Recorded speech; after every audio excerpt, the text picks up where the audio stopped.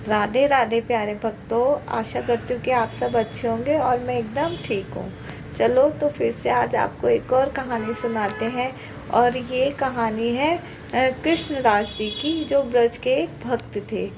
तो चलो शुरू करते हैं। कृष्णदास जी जो ब्रज के एक भक्त थे, उन्होंने किसी के मुंह से सुना था कि ना अगर नियम से 12 वर्ष तक कन्हैया को माला पहनाएंगे तो वो कन्हैया उनसे मिलने जरूर आएंगे।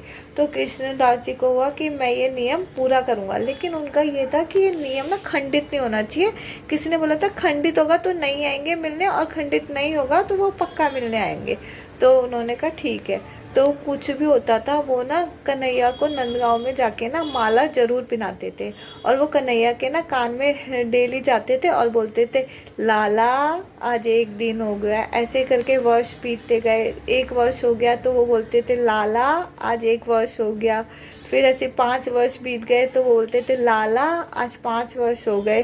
फिर ऐसे ही 10 वर्ष बीत गए तो बोलते, लाला आज 10 वर्ष हो गए। तो वो डेली जाते थे और कन्हैया को बस यही कान में बोलते थे कि लाला आज इतने वर्ष पूरे हो गए और अंतिम वर्ष के दिन तू मेरे से मेरी कुटिया में मिलने आएगा, मैं तुझसे तेरी कुटिया में मिलने नहीं आऊंगा। तो फिर ऐसे करके अब 12 वर्ष का अंतिम दिन आता है। तो वो ना कन्हैया जी को माला पहनाने जाते हैं नंदगांव में।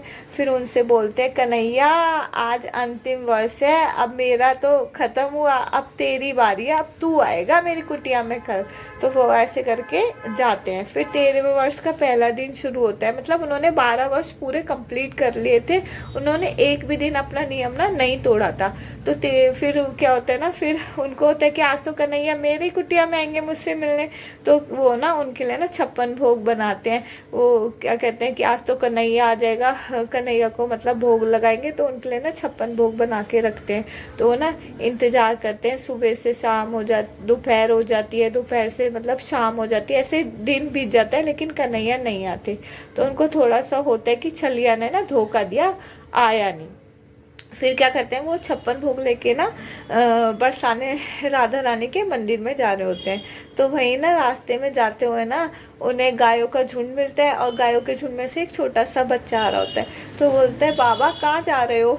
तो वो बोलते हैं कि राधा रानी से मतलब मिलने जा रहा हूँ बरसाने के लिए। तो वो बाबा को ना, छोटे जो बच्चे होते हैं वो ना उन्हें लेके जाते हैं और एक पेड़ के नीचे दोनों बैठ जाते हैं। तो वो उनके हाथ में जो पोटली होती है, तो वो बच्चा पूछते हैं, इसमें क्या है बाबा? तो बोलते हैं, ऐसे ऐसे उस करुआ के लिए 56 भोग बनाए थे, उसका था कि आज वो मुझसे मिलने आएगा। तो वो मुझसे मिलने नहीं आया, ले तू भी लाला है छोटा, तू खा ले इस प्रसाद को, और मैं भी, हम दोनों मिलके खा लेते हैं। तो वो ना उसको जो बालक होते हैं, क्या कहते हैं, कृष्णदास जी ना उनको अपने हाथ से मतलब खिलाते हैं। तो फिर वो ना भोग खाने के बाद फिर वो बोलते हैं कि बाबा आज तूने मुझे माला ना पहनाई। तो फिर वो मतलब चौंक जाते हैं। क्या? फिर वो ना किशन जी उनको अपने रियल रूप में आके दर्शन देते हैं। पूरा बांसुरी वगैरह मतलब उनके हाथ में होती है, फिर मतलब उनको वो दर्शन दे देते हैं। तो ये कहानी इतनी सी थी। बस अच्छी लगी आप लोगों को, मुझे अच्छी लगी थी, तो इसलिए मैंने ये कहानी आप लोगों को सुनाई। राधे राधे।